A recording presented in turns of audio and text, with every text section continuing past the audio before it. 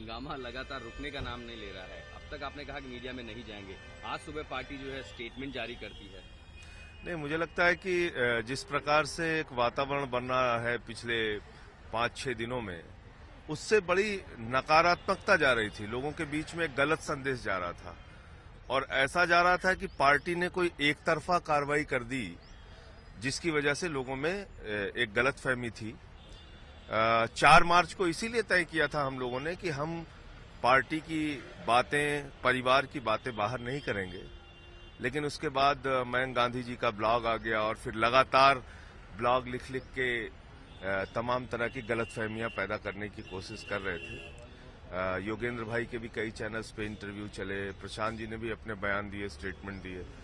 तो जो कुछ भी हम लोग तय करते हैं उसको मानते नहीं हैं। 4 मार्च को जो सबका सामूहिक फैसला था उसको सबने ना मान के और अलग अलग बयानबाजी की, जिससे गलतफहमी पैदा हो रही थी। इसलिए पार्टी का आधिकारिक बयान आज जारी किया गया। क्या कुछ कहा गया इस बयान में? नहीं, उसमें साफ तौर पे वही बातें कही गई हैं जो चुनाव के पहले प्रशांत भूषण जी ने और योगेंद्र जी ने की थी। खास तौर से जो चुनाव में पार्टी को हराने की बात थी। इस बात को जान के तो बहुत सारे लोगों को पीड़ा होती है, दुख होता है।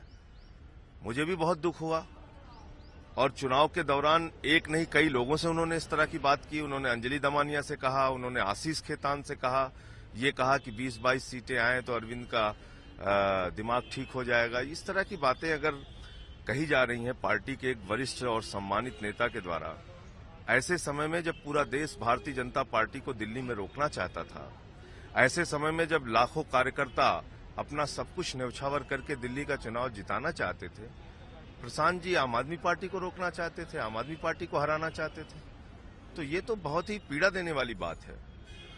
दूसरा, जो योगेंद्र जी ने पार्टी के खिलाफ ही लेख छपवाया एक अखबार में, अंग्रेजी अखबार में, ये सारा कुछ था जिसके बारे में काफी विस्तार से चर्चा हुई और मुझे लगता है अब सही बात बताने का वक्त आ गया है। और 4 पीएसी की मीटिंग ऐसी हुई, मुझे याद है, जिसमें मैं खुद मौजूद था। इस बात को बाहर नहीं कभी कहना चाहता था। इतनी नाराजगी और गुस्से में प्रशांत जी ने कहा कि मैं प्रेस कॉन्फ्रेंस करके पार्टी को बर्बाद कर दूंगा, खत्म कर दूंगा। बोले कि एक्सपोज कर दूंगा प्रेस कॉन्फ्रेंस करके। आप पार्टी के इतने वरिष्ठ नेता हैं, आप इस पार्टी को डिसबैंड करने की बात करते हैं, आप इस पार्टी को खत्म करने की, बर्बाद करने की बात करते हैं। चुनाव के पहले हमारे कम से कम 10 से 15 वरिष्ठ साथी पूरे देश के आके 3 दिन तक प्रशांत जी को समझाने का प्रयास करते हैं कि कृपा करके आप कोई बात ऐसी मत बोलिए पार्टी के खिलाफ जिससे पार्टी का नुकसान हो। फिर भी शांति भूषण जी का बयान आ जाता है कि अरविंद केजरीवाल तो तीसरे नंबर के नेता हैं और किरण बेदी और अजय माकन उनसे बेहतर और अच्छे नेता हैं।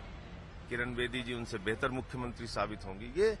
ये सब चीजें प्रशांत भूषण जी की बहन शालिनी गुप्ता जी मेल लिखती हैं एनआरआईज को, लोगों को मना करती हैं कि फंड पार्टी को ना दिया जाए, चंदा ना दिया जाए। इस बात के लिए भी मना किया जाता है कि दिल्ली चुनाव में पार्टी के वॉलंटियर्स प्रचार करने के लिए न आए। तो ये तो मुझे लगता है ये किस प्रकार की हमारी निष्ठा है। अगर इतनी शिकायतें थी तो जो मामला जो आपकी अनुशासन समिति है उसके पास क्यों नहीं भेजा गया, डिसिप्लिनरी कमेटी के पास क्यों नहीं भेजा गया? और कल जब भगवंत मान का ये बयान आता है कि इन दोनों को तो पार्टी से निकाल देना चाहिए, क्या सब कुछ पहले से ही डिजाइन किया हुआ है? नहीं, मुझे लगता है कि पूरी राष्ट्रीय कार्यकारिणी फैसला लेने के लिए एक अधिकृत बॉडी है पार्टी के अंदर और राष्ट्रीय कार्यकारिणी ने ही फैसला लिया है। पूरी राष्ट्रीय कार्यकारिणी के सामने ये सारे बिंदु और मामले आए थे और उसके बाद कुछ तय हुआ है। क्या अब इन दोनों को पार्टी से बाहर का रास्ता दिखाया जाएगा? ये कहने का अधिकार मुझे बिल्कुल नहीं है। उस पर राष्ट्रीय कार्यकारिणी फैसला लेती है किसको रखना है, किसको बाहर करना है, तो उसके बारे में पार्टी की राष्ट्रीय कार्यकारिणी फैसला लेगी। काउंसिल बैठेगी इस महीने। हाँ, वो तो तारीख तय है, 28 मार्च को बैठेगी। नेशनल काउंसिल के पास ये अधिकार है कि इन दोनों को बाहर निकाला जा सकता है। मैं आपसे फिर कह रहा हूं कि किसको बाहर रखना है, किसको अंदर करना है, ये संजय सिंह के अकेले के बस का नहीं और न मेरा ही कुछ इस पे किसी भी प्रकार का मेरा बयान देना बिल्कुल पार्टी के खिलाफ होगा। मैं ऐसा बयान नहीं। काउंसिल के पास अधिकार है इन दोनों को बाहर निकालने के लिए। नेशनल काउंसिल के पास एनी को चुनने का अधिकार है, नेशनल काउंसिल के पास बहुत सारे निर्णय लेने का अधिकार है। तो नेशनल काउंसिल एक मजबूत इकाई है पार्टी की। आखिरी सवाल, इन दोनों पर चर्चा होगी नेशनल काउंसिल में? अब एजेंडा जो है वो तय करेंगे हम लोग, किन किन बिंदुओं पे चर्चा होगी, किन किन मुद्दों पे चर्चा होगी। हाँ, ये जरूर है कि जिस प्रकार से गलतफहमी पैदा हो रही थी कार्यकर्ताओं के बीच में और ये संदेश जा रहा था कि ये एक तरफा कोई कार्रवाई कर दी गई है, उसका स्पष्टीकरण आज हम लोगों ने दे दिया कि ये कारण थे जिनकी वजह से ये फैसला लिया गया।